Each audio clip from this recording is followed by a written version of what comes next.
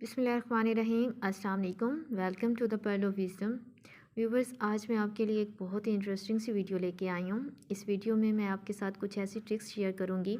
अगर आप इन ट्रिक्स को हमेशा के लिए याद कर लेते हैं, अपने माइंड में सेव कर लेते हैं, तो इनसे रिलेटेड जितने भी MCQs पेपर में आते हैं वो आपको कभी भी नहीं भूलेंगे। तो चलिए बाकायदा हम वीडियो स्टार्ट करते हैं और मैं आपको इन ट्रिक्स के बारे में बताती हूँ। सबसे पहले मैं जो ट्रिक आपके साथ शेयर करने वाली हूँ वो है प्लैनेट्स ऑर्डर से रिलेटेड। हम में से बहुत से स्टूडेंट्स को ना प्लैनेट्स का भूल जाता है कि इनका ऑर्डर क्या है। तो ये जो ट्रिक्स है ना, ये आपको हेल्प करेंगी इन प्लैनेट्स के ऑर्डर को याद रखने में। सबसे पहले आपने ना एक सेंटेंस याद रखना है, वो है जी my very educated mother just serve us noodles. या तो आप ये सेंटेंस याद कर लें या इसके अल्टरनेट एक और भी मैंने राइट किया हुआ है, man wickets earth and makes journey to the sun. इन दोनों में से आप जो भी सेंटेंस याद कर रहे हैं, आपने ये करना है कि हर वर्ड का आपने फर्स्ट लेटर अपने पास लिखना है और उस फर्स्ट लेटर से जो भी प्लैनेट नेम बन रहा हो उसको आपने राइट कर लेना है। जैसे कि ये M से मैंने लिखा हुआ है मरकरी, V से वीनस, E से अर्थ, M से मार्स, J से जुपिटर, S से सैटर्न, U से यूरेनस एंड N से नेपट्यून। फिर इनसे रिलेटेड मैंने थोड़ी सी और इन्फॉर्मेशन भी दी है जो कि PPSC या FPSC के पेपर्स में आ जाते हैं क्वेश्चंस। वो है जी which is the smallest planet Mercury, which is the brightest and hottest planet Venus, which is the biggest planet Jupiter and इसके बाद है कि कौन सा ऐसा प्लैनेट है जिसके पास मैक्सिमम मून्स हैं, which planet has maximum moons. तो इसमें जो ये आ जाएगा सैटर्न। उसके बाद नेक्स्ट जो है वो है जी कंटिनेंट्स। कंटिनेंट्स में भी आपने एक वर्ड याद कर लेना है, ई नासा। ई नासा में आपने क्या करना है, हर लेटर से स्टार्ट होने वाले कंटिनेंट का नेम लिख लेना है। ई से यूरोप, और यूरोप जो है ना जी ऐसा कंटिनेंट है जिसमें कोई भी डेजर्ट नहीं है। उसके बाद है एन से नॉर्थ अमेरिका, ए से अफ्रीका। अफ्रीका को जी डार्क कंटिनेंट बोला जाता है, और डार्क कंटिनेंट इस वजह से बोला जाता है, एक तो यहाँ पे जो रहने वाले लोग हैं ना वो सियाह फॉर्म है, और दूसरा जो है ना अफ्रीका को अभी तक कम्प्लीटली डिस्कवर नहीं किया गया, इस वजह से इसको डार्क कंटिनेंट बोला जाता है। और इसके अलावा अफ्रीका का जो मशहूर डेज़र्ट है सहारा, डेज़र्ट सहारा, वो भी अफ्रीका में ही है। इसी से रिलेटेड ये क्वेश्चन भी आपको आना चाहिए। उसके बाद है ए से आपने एशिया याद कर लेना है। एशिया जो है लार्जेस्ट पॉपुलेशन है, लार्जेस्ट कंटिनेंट है पॉपुलेशन वाइज भी और एरिया वाइज भी। इसके बाद जी साउथ अमेरिका है, ए से ऑस्ट्रेलिया जो कि स्मॉलेस्ट है एरिया वाइज, और इसके बाद अंटार्कटिका है जो कि स्मॉलेस्ट है पॉपुलेशन वाइज। तो आपने एक वर्ड याद रखना है, ई नासा, NAASAA। ई नासा जब आप याद रखेंगे तो आपको कॉन्टिनेंट्स नेम भी हमेशा के लिए याद रहेंगे। उसके बाद जी नेक्स्ट है oceans of the world. Ocean of the world में जो आपने ट्रिक याद रखनी है वो है जी पैसा, PAISA। आप इसे पीसा भी पढ़ सकते हैं और पैसा भी पढ़ सकते हैं। पी से जो है जी पैसिफिक ओशन, और ये बिगेस्ट है, लार्जेस्ट ओशन है। इसके बाद जो है ए है, ए से आपने अटलांटिक ओशन को याद रखना है। आई से इंडियन ओशन, और इसके बाद एस से साउदर्न, या इसको हम अंटार्कटिक ओशन भी बोलते हैं। और ए से हम आपने याद रखना है आर्कटिक ओशन, और जो आर्कटिक ओशन है ये सबसे स्मॉलेस्ट ओशन है। ये मैं यहाँ पे राइट भी कर देती हूँ। उसके बाद जी नेक्स्ट जो है वो है सार्क कंट्रीज़। सार्क क्या है जी, सार्क जो है ये एक ऑर्गेनाइजेशन है और रीजनल ऑर्गेनाइजेशन है। सार्क की जो वो फुल फॉर्म है वो है जी the South Asian association regional cooperation countries, ठीक है। इसके बाद जी आपने इसको रिमेंबर रखने के लिए जो एक ट्रिक याद रखनी है वो है अपनी MBBS। अब ये जहाँ पे मैंने जितने भी ये लेटर्स जो लिखे हुए हैं ना, हर लेटर के साथ क्या है जी एक कंट्री का नेम बन रहा है। वैसे सार्क के जो कंट्रीज़ हैं ना, मेंबर कंट्रीज़, उनको याद रखना तो बहुत ही ईजी है, क्योंकि जो हमारे साउथ एशियन कंट्रीज़ हैं ना वही जो है ना सार्क के मेंबर्स हैं।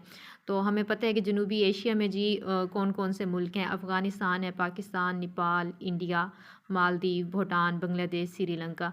तो ये हमारे जनूबी एशिया की कंट्रीज़ हैं, और यही इन्हीं कंट्रीज़ की जो एक ऑर्गेनाइजेशन है उसका नाम सार्क है। इससे रिलेटेड कुछ और इन्फॉर्मेशन मैं आपको बता देती हूँ कि इसके मेंबर कंट्रीज़ 8 हैं जिनके नेम मैंने आपको ऊपर बता दिए हैं। इसके बाद जो फॉर्मेशन हुई थी सार्क की वो हुई थी जी 8 दिसंबर 1985 और ये ढाका में बनी थी, बांग्लादेश का जो कैपिटल सिटी है। और इसके बाद है हेडक्वार्टर इसका जो है जी वो है खटमंडू नेपाल में। और इसके जो सेक्रेटरी जनरल हैं वो हैं जी एसला वेराकन। और जो हमारे पाकिस्तानी फ़र्स्ट इसके जो सेक्रेटरी जनरल बने थे, हेड जो बने थे वो थे नईमुल हसन। उनका जो ड्यूरेशन है, पीरियड है, वो है जी जनवरी 1996 टू 31 दिसंबर 1998। तो ये हो गई सार्क ऑर्गेनाइजेशन को याद रखने के लिए आपने क्या करनी है, एक ट्रिक जस्ट याद करनी है और उस ट्रिक का नेम क्या है, अपनी MBBS। अच्छा जी, उसके बाद अब नेक्स्ट मैं आपको बताऊंगी इंडस वाटर ट्रीटी क्या है। इंडस वाटर ट्रीटी जो है जी ये 1960 में हुआ था पाकिस्तान और इंडिया के दरमियान। पाकिस्तान और इंडिया की जो राइवलरी है इसके बारे में तो आप जानते हैं कि इंडिया ने हर मुमकिन कोशिश की कि पाकिस्तान को कभी भी अपने कदमों पे खड़ा ना होने दे। माशी तौर पर वो पाकिस्तान को बहुत ही वीक करना चाहता है।